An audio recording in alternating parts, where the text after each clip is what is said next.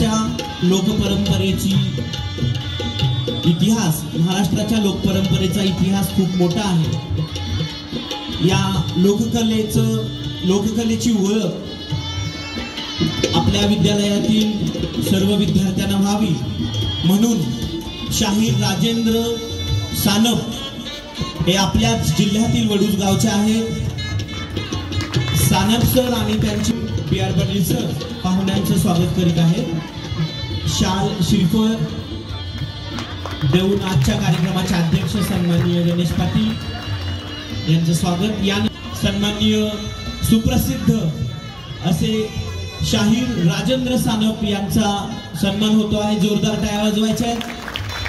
लोप पावत चाललेली लोककला जपण्याचं काम शाहीर राजेंद्र सानप करत आहेत। सन्माननीय बाबासाहेब देशमुख यांच्या लोककलेचा वारसा जपणारे लोकशाहीर राजेंद्र सानप, याचबरोबर त्यांच्या सोबत आलेले पोपट सानप यांचा देखील सन्मान होतो आहे। विद्यार्थी मित्रांनो, विद्यालयाचे पर्यवेक्षक श्रीयुत माळी सर पोपट सानप यांचा सन्मान करीत आहेत। त्या चेहऱ्याला जरा निरखून पहा, तुम्ही त्यांना ओळखाल। दूरदर्शन TV वरील देवमाणूस नावाच्या मालिकेतील हे अभिनेते आहेत। त्या मालिकेमध्ये पोलीस अधिकारी म्हणून त्यांनी काम पाहिलेलं आहे। यानंतर बाबूराव दीक्षित हे सुद्धा हार्मोनियमच्या साथीसाठी इथं उपस्थित आहेत, त्यांचंही स्वागत। सातारा जिल्ह्यातील सुप्रसिद्ध असे हार्मोनियम वादक आहेत बाबूराव दीक्षित, त्यांचा सन्मान माळी सरांनी केलेला आहे। त्याचबरोबर हरिदास जावीर ढोलकी वादक, यांची अतिशय कडक ढोलकी राज्यभर घुमत राहते, त्यांचाही सन्मान माळी सरांनी केलेला आहे। आणि या शाहिरी परंपरेमध्ये कोरस देण्यासाठी शंकर सुतार उपस्थित आहेत, त्यांचा देखील सन्मान विद्यालयाचे पर्यवेक्षक माळी सर करीत आहेत। शंकर सुतार कोरस। विद्यार्थी मित्रांनो, आज आपण कितीही आधुनिक संगीत ऐकत असलो तरी महाराष्ट्राचा गंध ज्या कलेला आहे। सर्वांना नमस्कार आणि मानाचा शाहिरी मुजरा। आज आपल्या या स्वर्गीय दादासाहेब उंडाळकर विद्यालय उंडाळे या विद्यालयामध्ये कैलासवासी सौ सुमनदेवी जयसिंगराव पाटील आपली ही व्याख्यानमाला संपूर्ण महाराष्ट्रामध्ये प्रसिद्ध आहे। आणि या व्याख्यानमालेमध्ये शारदीय व्याख्यानमालेचं हे तिसरं पुष्प गुंफण्यासाठी मी शिवशाहीर राजेंद्र सानप आपल्या समोर महाराष्ट्राचा शाहिरी बाणा शिवशाहिरी साज हा कार्यक्रम घेऊन आमच्या सर्व संचासह उपस्थित झालेला आहे। वेळ होत आहे, जास्त विलंब न करता कार्यक्रमाला या ठिकाणी सुरुवात करत आहे। छत्रपती शिवाजी महाराज, महाराष्ट्राचा इतिहास, महाराष्ट्राचा भूगोल आणि महाराष्ट्राची अस्मिता ज्या राजानं भारतवर्षामध्ये दिगंत केली, त्या छत्रपती शिवाजी राजांचा इतिहास शिवशाहिरी साजामधून आपल्या समोर सादर करीत आहे। कोणत्याही शुभकार्याची सुरुवात सर्वप्रथम आपण गणेश वंदनेनं करत असतो। सुरुवातीला पारंपरिक गण शाहिरी गण आपल्या समोर सादर होईल आणि त्यानंतर शिवचरित्रातले एक दोन प्रसंग, प्रतापगडचा रणसंग्राम, अफजल खानाशी झालेल्या गनिमी काव्याची लढाई आपल्या समोर सादर होईल आणि काही स्फूर्तिगीत असा हा आपला आजचा कार्यक्रम होईल। तर सुरुवात करीत आहोत शिवशाहिरी साज, शिवशाहिरी साज। सर्वप्रथम गणेश वंदना।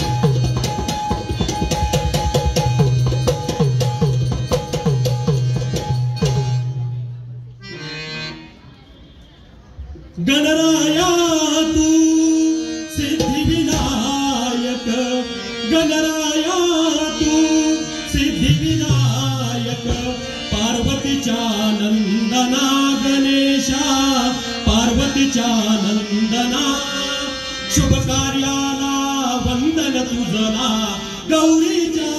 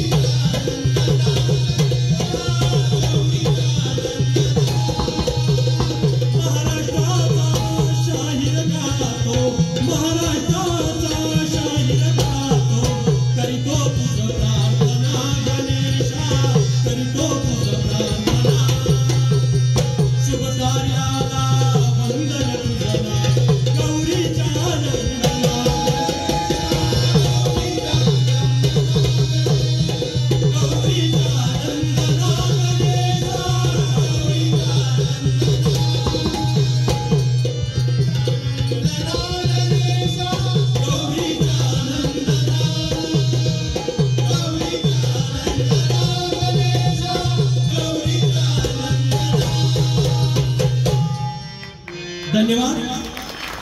गणेश वंदना या ठिकाणी झालेली आहे आणि सर्व कलांचा अधिपती गणरायाची आराधना केल्यानंतर आपल्या समोर शाहिरी साज आणि यामधला पहिला पोवाडा शिवजन्माचा काही प्रसंग सादर करून आपण अफजल खानाचा पोवाडा यानंतर घेऊया. अवघ्या महाराष्ट्राचे स्फूर्तिस्थान छत्रपती शिवाजी महाराज शिवरायांच्या जन्मापूर्वीचा इतिहास कसा होता. आज आपल्या विद्यालयामध्ये लोककलेचा हा कार्यक्रम व्याख्यानमाला आहे, परंतु आमचे गुरुवर्य राष्ट्र शिवशाहीर बाबासाहेब देशमुख शिवजयंतीला महाराष्ट्राच्या कडे कपारीमध्ये चांद्यापासून बांद्यापर्यंत ज्यांचा आवाज ज्यांचे पोवाडे घुमले जातात आणि शिवप्रभूचं हे चरित्र मराठी मनाच्या घराघरामध्ये मराठी माणसाच्या घरामध्ये ज्यांनी पोहोचवलं असे आमचे गुरुवर्य कैलासवासी शिवशाहीर बाबासाहेब देशमुख यांच्या व्याख्यानरूपी पोवाड्यामध्ये हा पोवाड्याचा शृंखला आणि त्यामध्ये सुरुवातीला शिवजन्माचा प्रसंग आपल्या समोर वर्णन करत आहे. शिवाजी महाराजांच्या जन्मापूर्वीची परिस्थिती कशी होती. चारी दिशांना चार पातशाया धुमाकूळ घालत होत्या. रयतेला कुणी वाली उरला नव्हता आणि अशा या बिकट परिस्थितीमध्ये सह्याद्रीमध्ये एक सिंह जन्माला आला आणि महाराष्ट्राचा आणि या भारतवर्षाचा भाग्योदय झाला, तर त्या शिवरायांच्या जन्माचं या ठिकाणी आख्यान सुरुवात करत आहोत। शिवशाहिरी साज। ओम नमो श्री जगदंबे, ओम नमो श्री जगदंबे, नमन तुझ अंबे करोनी प्रारंभे। डब्बावर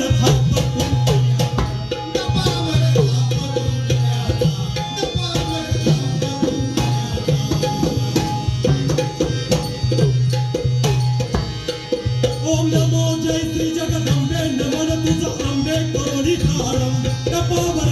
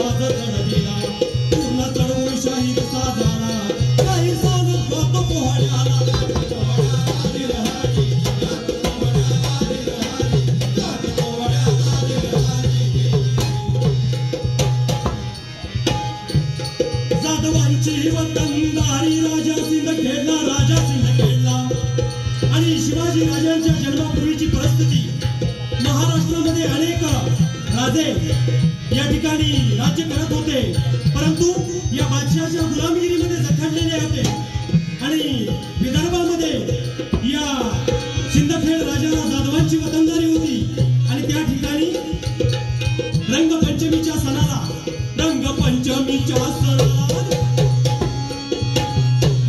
हाती धरून बाळशाहीला महालोजी भोसला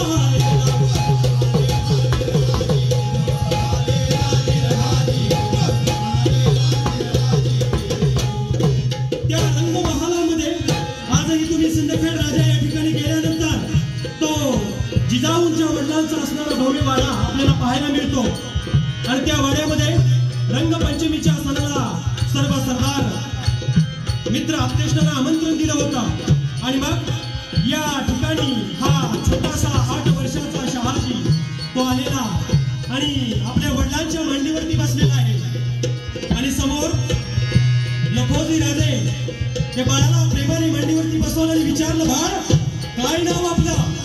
शहाजी, मोठे झाल्यानंतर काय करणार? घोड्यावरती बसणार, तलवारबाजी करणार, राज्य मिळवणार। आणि असं ते उत्तर ऐकल्यानंतर त्यांना मोठा या ठिकाणी आनंद झाला आणि त्या बाळाला आपल्या मांडीवरती बसवल्यानंतर त्याच अंगणामध्ये खेळणारी एक छोटीशी मुलगी तिनं पाहिलं आपल्या वडिलांच्या मांडीवरती कोणीतरी मुलगा बसलेला आहे आणि तुम्ही पहा घरामध्ये लहान मुलांची जशी अवस्था होती तशीच परिस्थिती निर्माण झाली। तिनं आपले दोन्ही ओठ दातामध्ये दाबले आणि धावत सुटली आणि जो मांडीवरती बसला होता त्याला नजरेनं खुणवला। आमचे आबासाहेब आहेत, उतर खाली मांडीवरून। बसणार आहे काही नेबळत नव्हता, तो तसाच रेटून बसला आणि मग समोर गुलालाने भरलेल्या या ठिकाणी गुलालाच्या मुठी भरल्या आणि ते रंग एकमेकाला माखले गेले आणि लखोजी राजे म्हणत आहेत, अरे अरे भांडू नका। आणि मग या एकमेकाला गुलाल माखल्यानंतर त्यांच्या तोंडून शब्द निघाले, जोडा फार छान दिसतो। आणि असं शब्द निघाल्यानंतर या ठिकाणी भोसल्याला आनंद झाला आणि ते उठून उभं राहतात आणि काय म्हणतात, ऐकलत का मंडळी? राजे साहेबांनी आपली मुलगी जिजाऊ आमच्या शहाजीला देऊ केली, परंतु या ठिकाणी लखोजी राजे त्यावेळेला त्यांना राजे किताब होता आणि त्यांच्या पत्नी सरदार म्हणून भोसले कुटुंबीय होता. त्यांनी सांगितलं भोसल्यांचा काहीतरी गैरसमज झालेला आहे आणि हे शब्द ऐकल्यानंतर त्यांचा अपमान झाला आणि मग त्यांनी तडक शहाजीच्या हाताला धरलं आणि त्या बैठकीला सोडून ते निघून गेलेले आहेत आपल्या मुक्कामाच्या ठिकाणी. हाती धरून बाळ शहाजीला, हाती धरून बाळ शहाजीला, बाळ शहाजीला सोडलं रंग बहादुरा. आणि भोसले आपल्या मुक्कामी आल्यानंतर समजूत घालावी म्हणून त्या ठिकाणी लखोजी राजे आले आणि पुढं भविष्य काळामध्ये याच भोसल्यांचं आणि जाधवांचं म्हणजेच लखोजी राजांची कन्या जिजाऊ आणि माधवजी भोसले यांचे सुपुत्र शहाजी राजे यांचा विवाह वेरूळ या ठिकाणी पार पडला आणि राजाचं आणि राणीचं लग्न. मग ती लगीन घाई कशी होती म्हणाल? एक पाहुणा अंगण झाडी, एक पाहुणा अंगण झाडी, एक पाहुणा अंगण झाडी, एक पाहुणा अंगण झाडी, सडा राहुळा दुसरा काढी, सडा राहुळा दुसरा काढी, लांब केळीची पाने पसरली, लांब केळीची पाने पसरली, दही भाताची मूद शोभली, दही भाताची मूद शोभली, लाडू बाबा नाचत आली, लाडू बाबा नाचत आली, मसाला भात वांगे भात, आला आला राजा आला, आला आला राजा आला, पकवानाचा राजा आला, श्रीखंड म्हणते त्याला. असं भाट वेरूळ गावाला, वेरूळ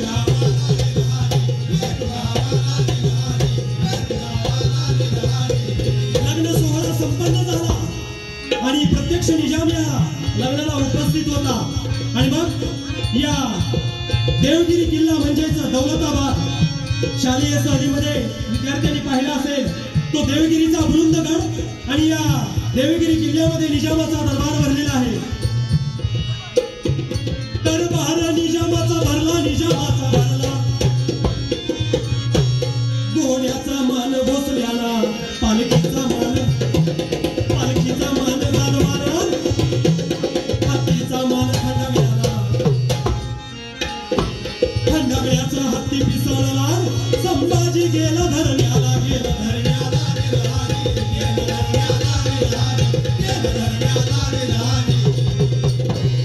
या दरबारामधून सर्व मानकरी सरदार आपापल्या मानाप्रमाणे भोसल्याचा घोड्याचा मान, जाधवांचा या ठिकाणी पालखीचा मान आणि खंडागळ्याचा तो हत्ती या मिरवणुकीमध्ये खवळला आणि तो माणसाला या ठिकाणी चिरडू लागला. आणि मग संभाजी भोसले या ठिकाणी तो हत्ती पकडायला सरसावलेला आहे. आता तुम्ही म्हणाल संभाजी, इतिहासामध्ये 7 संभाजी आहेत. आपण जेवढा इतिहासाचं अध्ययन करू तेवढा या भारतभूमीला, महाराष्ट्राला उज्ज्वल इतिहास लाभलेला आहे. आणि म्हणून विद्यार्थ्यांचं कर्तव्य आहे आपल्या शालेय जीवनामध्ये असलेल्या अभ्यासक्रमाबरोबरच क्रमिक पुस्तकांबरोबरच संदर्भ पुस्तकांचं सुद्धा आपण अध्ययन वाचन केलं पाहिजे. कादंबऱ्या वाचल्या, चित्रपट पाहिला म्हणजे इतिहास समजत नाही. त्यासाठी आपलं मस्तक आपलं पुस्तकामध्ये गुंतवून घेतलं पाहिजे. आणि म्हणून या सर्व विद्यार्थी वर्गाला, माझ्या मित्रांना विनंती आहे की आपण वाचनामध्ये या ठिकाणी वेळ दिला पाहिजे.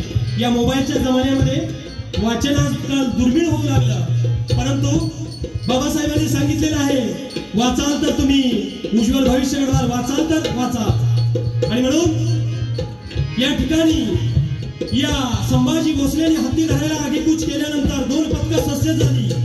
एक पथक भोसल्यांचं, दुसरं पथक जाधवांचं. आणि 2 पथकामध्ये ही लढाई हमरी तुमरीची सुरू झाली. आणि दत्ताजी जाधव काय म्हणत आहेत? ओ भोसले, हत्ती पकडायचा आहे, हत्ती हुतुतुचा खेळ नव्हे. चिडवून बोलला संभाजीला, संभाजीचा क्रोध खवळला, संभाजीचा क्रोध खवळला, दात खाऊन केलं माराला. दत्ताजी पडला धरणीला, पडला धरणीला, जिरहाजी पडला धरणीला, जिरहाजी पडला धरणीला, जिरहाजी. या ठिकाणी दत्ताजी धारावरती पडला आणि वडिलांना खबर पोहोचली.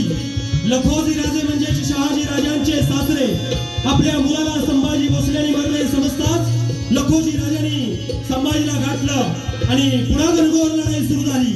आणि या मुत्सद्दी लखोजींनी संभाजीवरती वार केल्यानंतर धारार्थी पडलेला आहे. बघता बघता या चौकामध्ये 2 फूल पडले. या गच्चीवर उभं राहून जिजाऊ समोर पाहत आहेत. एकीकडं त्यांचे बंधू दत्ताजी जाधव धारार्थी पडले, एकीकडं वीर संभाजी भोसले धारार्थी पडलेला आहे आणि समोर वडील आणि त्यात शहाजी राजे समोर आलेले आहेत. नंगी शमशेर घेऊन या लखोजी राजाला या ठिकाणी विचारतात.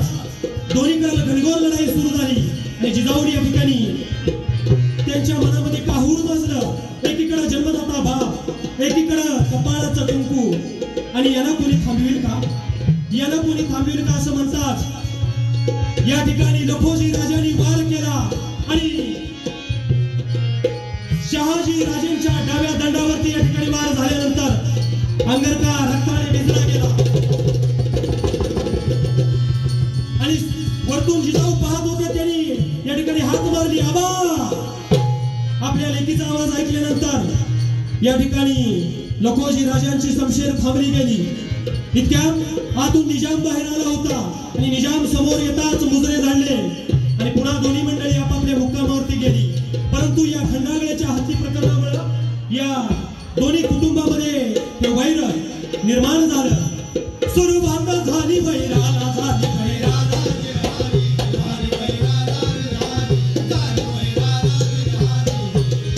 आणि जिजाऊ हे सर्व पाहत होते. इतका शौर्य पराक्रम असून ही सर्व मराठा सरदार मंडळी बादशाहांच्या साखरीमध्ये आपली आयुष्य खर्ची घालत आहे आणि याचा पुढे त्याला काय इनाम मिळायचं काही नाही. प्रत्येक या ठिकाणी राजकारणामध्ये कधी पासे पलटे पडतील, उलटे सुलटे पडतील हे काही सांगता येत नाही.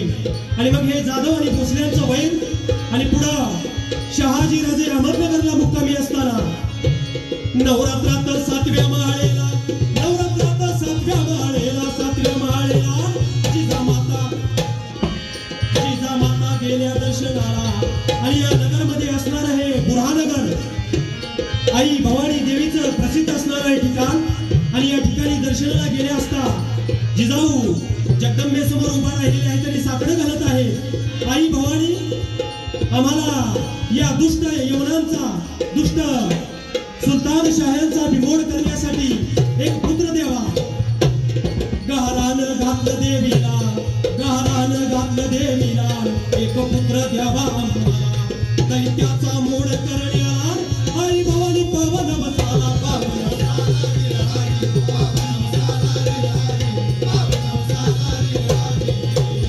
आई जगदंबे आणि देवीला नमस बोलल्यानंतर गोप्याला बोलावून घेतलेलं आहे आणि गोंधळ आई जगदंबेचा जागर सुरू झालेला आहे. गोंधळी आल्यानंतर संबळ वाजवू लागला आणि गोंधळाने या ठिकाणी जागर बांधलेला आहे. आई राधाईचा उदय,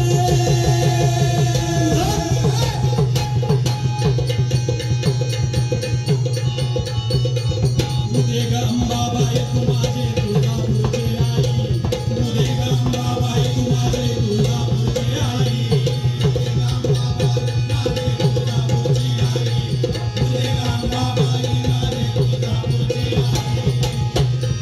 तुळजापूरच्या भवानी आई गोंधळाला यावे, तुळजापूरच्या भवानी आई गोंधळाला यावे, सोलापूरच्या रूपा भवानी गोंधळाला यावे, सोलापूरच्या भवानी गोंधळाला यावे, कोल्हापूरच्या अंबाबाई गोंधळाला यावे, कोल्हापूरच्या अंबाबाई गोंधळाला यावे, रत्नागिरीच्या केदारलिंगा गोंधळाला यावे, औंधाच्या यमाई देवी गोंधळाला यावे, येरमाळ्याच्या येडाई गोंधळाला यावे, शिंगणापूरच्या महादेवा गोंधळाला यावे, पंढरपूरच्या विठोबा देवा गोंधळाला यावे, वणीच्या तू सप्तशृंगी गोंधळाला यावे, गोंधळ मांडीला भवानी गोंधळाला यावे, गोंधळ मांडीला भवानी गोंधळाला यावे, गोंधळ मांडीला भवानी गोंधळाला यावे, गोंधळ मांडीला राधाईचा उदय.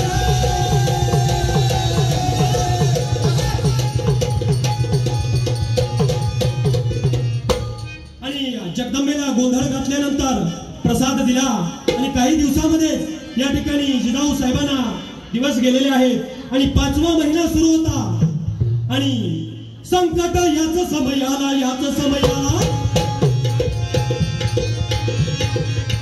मोगलांचं सहाय्य घेऊन या ठिकाणी लखोजी राजे शहाजी राजांना कैद करायला आलेले आहेत आणि शहाजी राजांनी नगरचा मुक्काम हलवला. माहुलीचा किल्ला गाठला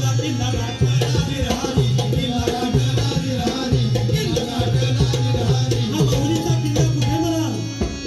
या ठिकाणी नाशिक जिल्ह्यामध्ये असणारा हा माहुलीचा किल्ला आणि या किल्ल्यावरती आल्यानंतर किल्ल्याला लखोजी राजांनी वेढा दिलेला आहे आणि शहाजी राजे विचारात पडले. जिजाऊ साहेबांना काय म्हणत आहेत? राणी सरकार, आपले तीर्थरूप आम्हाला कैद करायला आलेले आहेत ना, यात माझा काय दोष? हे राजकारण आहे. आणि मग शहाजी राजे विचारत आहेत, आपल्याला काही खाऊ वाटतं? या जिजाऊ साहेबांचे डोहाळे आपल्या समोर वर्णन करत आहे. परंतु जिजाऊ साहेब युवक शककर्ता राजा शिवाजी ज्याच्या पोटी जन्माला आला त्या मातेचे डोहाळे कसे होते म्हणाल? आणि जिजाऊ या ठिकाणी शहाजी राजाला म्हणत आहेत, आपल्या कमरेची समशेर द्याल? अलबत्त या ठिकाणी शहाजी राजांनी समशेर दिली.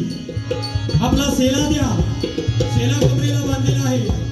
जिरो टोपी द्या, जिरो टोप घातला डोक्याला कमरेला सेला बांधला आणि समशेर उपसली. आणि जिजाऊ साहेब काय म्हणत आहेत? खबरदार, तुमच्या या दुष्ट सुलतान साहेबांची मस्ती जिरवण्यासाठी आम्ही येत आहोत. या असुरांचा बिमोड करण्यासाठी आम्ही येत आहोत. आणि असं म्हटल्यानंतर शहाजी राजे या ठिकाणी 2 क्षण पाठीमागे सरकले. समोर पाहता तो साक्षात जगदंबा समोर उभी आहे असा भास झाला. आणि मग गरगरा फिरवी पट्ट्याला चरचरा वळून मोठीला डोहाळे लागले जिजाला. सांगती शहाजी राजाला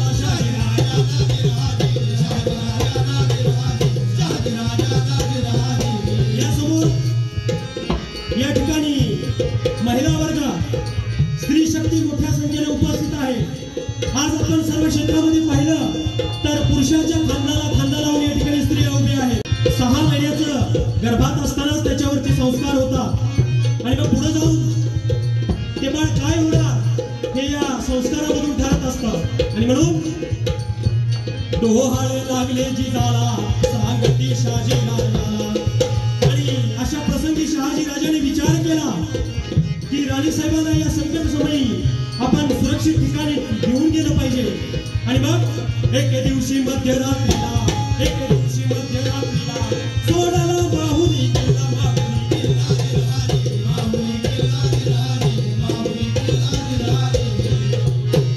मारुनी टाच घोड्याला आणि नाणे घाटामधून या शिवनेरीच्या रोखाने शहाजी राजांचं घोडदौड दौडायला सुरुवात झाली आहे.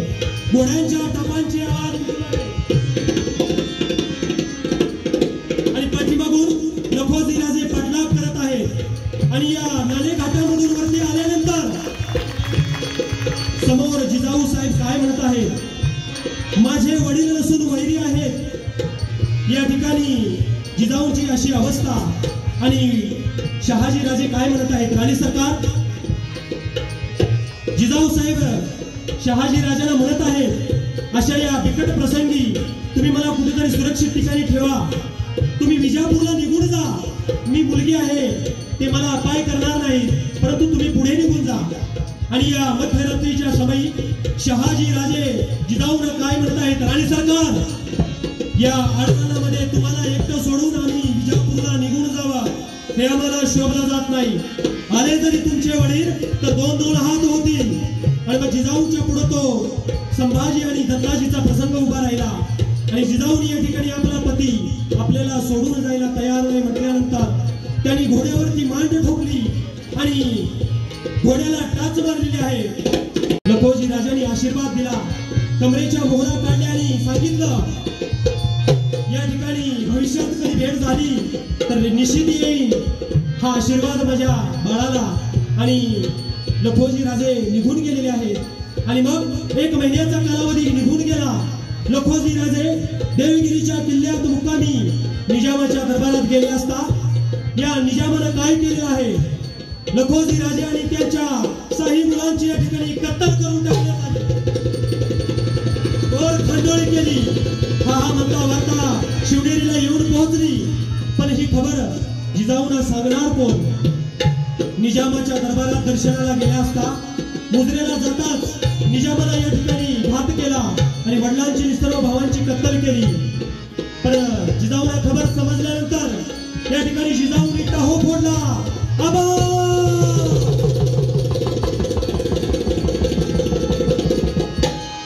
आयुष्यभर या सुलतानांची चाकरी करण्यात तुम्ही स्वतःची जिंदगी खर्ची घातली आणि शेवटी तुम्हाला फळ काय मिळालं? तर जाधवांच्या कुळाचा नायनाट केला. या दुष्ट सुलतान शहरांनी धडा शिकू. आई जगदंबे आम्हाला शक्ती दे, आम्हाला शक्ती दे, आम्हाला शक्ती दे. दिवसा पाठीमागून दिवस निघून चालले आणि होळी पौर्णिमा झाल्यानंतर फाल्गुन वद्य तृतीया 19 फेब्रुवारी 1630 शिवनेरी गडावरती सूर्य अस्तमनाच्या वेळेला एकेकाळी सह्याद्री हसला,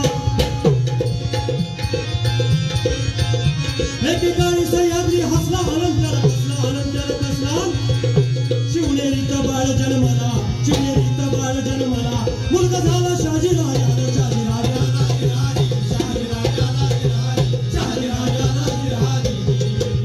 तोफांचे आवाज या ठिकाणी दुमदुमू लागलेले आहे. आणि मग शिवनेरीत पाळणा बांधिला, शिवनेरीत पाळणा बांधिला, पाळणा बांधिला.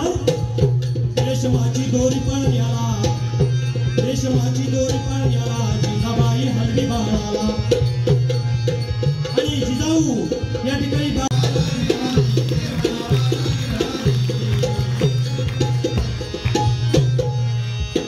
आणि या शिवनेरीमध्ये हा बारशाचा प्रसंग आणि पाळणा सुरू झालेला आहे. तो पाळणा कसा होता म्हणा? पहिल्या दिवशी बाळ जन्मला, पहिल्या दिवशी बाळ जन्मला, साक्षात शिवाने धरला अवतार, साक्षात शिवाने धरला अवतार. डोळ्याने पाहुनी हा चमत्कार, डोळ्याने पाहुनी हा चमत्कार.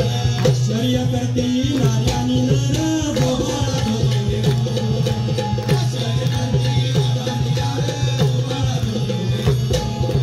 दुसऱ्या दिवशी दुसरा रंग यात नारी झाल्या प्यार, नारी झाल्या प्यार. तारी वाजतो अलगू सुरंग, तारी वाजतो अलगू सुरंग.